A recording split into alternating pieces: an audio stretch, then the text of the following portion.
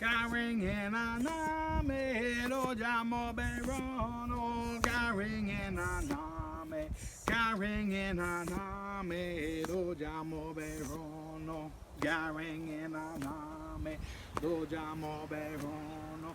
Garing in a name, lo jamo berono. Gayaman behind.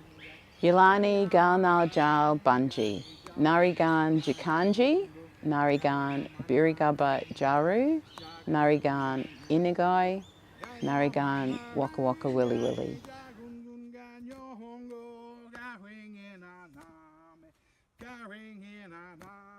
Hello, my name's Leonie Taylor and I've just spoken some of our language that we're recovering from the Jikanji and Waka Waka, who I'm a proud descendant of, and I want to honour today the beautiful Darumbal people on the lands that we're meeting and just pay my respect to their elders that have allowed me to live and raise my children on beautiful Darumbal country. I also honour my ancestors and elders that have created the pathway and helped me become strong in spirit so that I could then pass that on to my children. I'm not only honouring my elders, but I also honour those that have come alongside them. And this beautiful shawl that I'm wearing today was made by the late Auntie Muriel Langford. Auntie Muriel is a special lady to our family and our community in Brisbane. She headed up the One People of Australia League, where it allowed children to come in from those areas where they've never seen the ocean to go to the ocean. And she was also a founding member of the Aboriginal School in Brisbane, and she was a volunteer until she retired. And so I just want to honour those that have come alongside, and they are also our respectful elders that have been those activists to support our mob to get where they are today. And my story starts, I'm one of 7 children, and I'm very proud of my Aboriginal heritage on both sides of my father and mother. And some of that journey with Australian history, we've had to recover ourselves, like we're the same with our language, but we're recovering, and that's what makes us strong in spirit. And I'm very grateful for them. I'm grateful because they taught me about our Aboriginal heritage, and then on my mum's side, the Aboriginal and Australian South Sea Islander heritage. And we have these lovely connections back to Tanner Island, and so I'm honouring those elders too. And it, similar to the Stolen Generation, there's a place where our families still have those connections, and I've taken my children back and to find that we still have those relationships and land. And it's such an honour to know that even though they were brought out here as a part of the blackbirding to work in the cane fields, that we still have those connections, and they kept that space in the same way that our Stolen Generation that were taken from their homelands and dispossessed, that they have a place when they are returned. And so I'm so thankful for that I've been able to do that. And part of my journey is also just acknowledging those elders. And so on my dad's side, I have my granddad and grandma Wes. Granddad was growing up as a free Aboriginal, so he wasn't under the Protection Act, but he wanted to marry my grandmother, who was a domestic and grew under the Act, and they needed permission to marry. So they got that permission to marry, but they were very strong in who they were, and although they had to stop speaking their language or practicing, they still in secret spoke language and passed on what they could. And then on my mum's side, that's where there's that beautiful connection back to Tanner and, you know, for Jack and Topsy Yasso, but that's my great-grandparents, but my grandparents on my mum's side are Fred and Olive Power, so Fred Power and Olive Yasso. And so I just want to honour them today.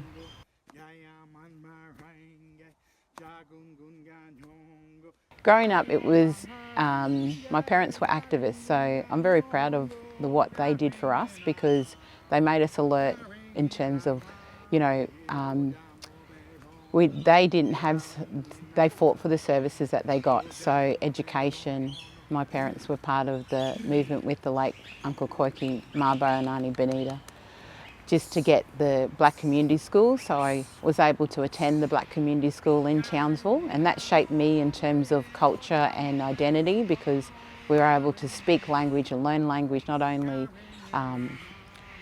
within the Torres Strait Islander community, of which we were adopted into, you could say, because they had that respect with it. And then my mum's initiated the first kindergarten in Townsville, and it's still going to this day. So it's 53 years since she started that, and it's still going strong. And the other part of the journey is, you know, just growing up and knowing that they didn't have the access to education. My mum finished school, I think it was grade 4, and Dad was a grade 3. And they always instilled in us the importance of education and getting that white man's education so that, you know, you could advance. And so it was always about, you know, making, when we had that opportunity, and that's what I had that opportunity to go to university to study social work, and through that journey I've met some other beautiful people which I still stay connected with, and we started Gullang Place Aboriginal Counselling Service, and because that was a need, and that service is still going to this day, and that's something else. As a founding member, I'm very honoured to be part of that journey, and yeah, still seeing other ones coming through.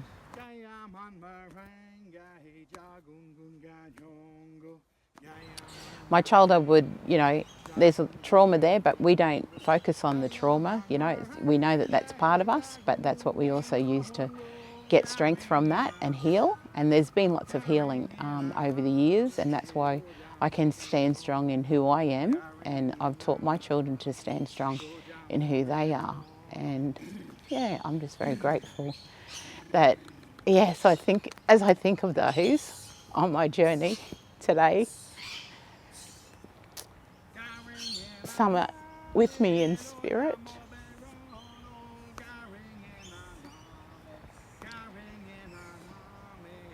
And you never forget the words that have been spoken over your life to become and to lead and to instill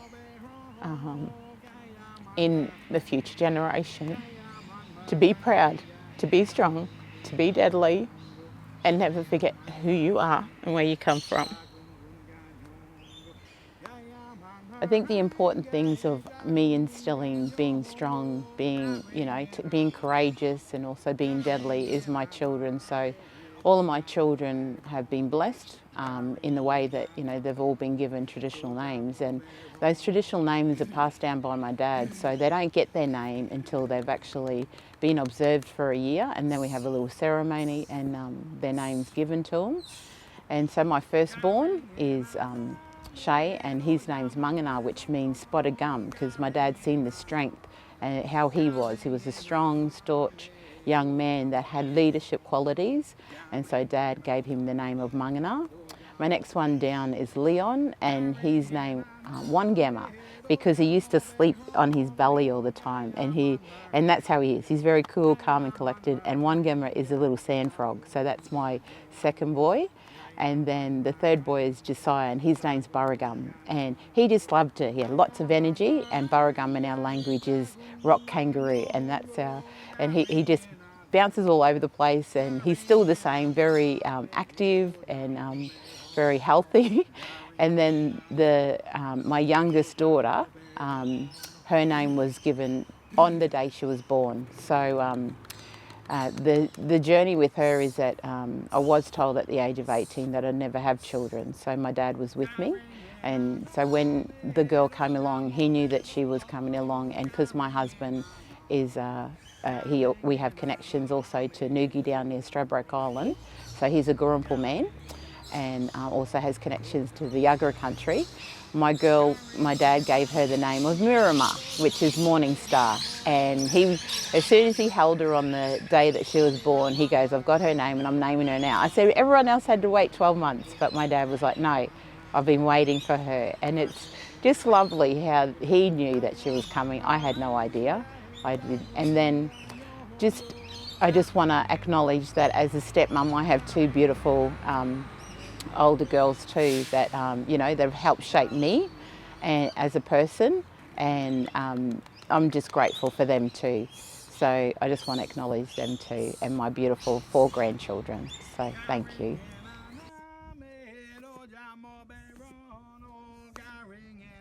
So I just like to, you know, the theme for our elders is something that's very close to my heart, because we wouldn't be who we are today if it wasn't for our elders and the many pathways and the activism that they showed and the initiative, and they were resilient and they empowered not only themselves to keep on that journey of, you know, getting recognised and being part of the community. You know, the 1967 referendum was, you know, a big turning point, and we've got other turning points that are coming up when we're talking about voice and treaty and truth telling in this country. So there's still a long journey to go, but I'd like to just end with a quote from my parents, and it says, "It's important that people recognise us and our culture and understand that the spiritual, mental and physical well-being depends on being able to connect physically with our country. When we achieve this goal, along with all other Aboriginal people, Australians overall will benefit, and we as a nation will prosper." And you know, it just reminds me of the importance of, you know, reconciliation, but reconciliation can't come until there's truth telling and our people themselves find out who they are. I was so privileged to know who I am, and I have that, you know, that I'm strong in spirit, but there's many others that are still on that journey, and we're here to support them, and as a nation we now need to recognise that. So thank you for allowing me to share some of my heart with you today. Garing in a name, dojamo berono. Garing in a name, dojamo berono.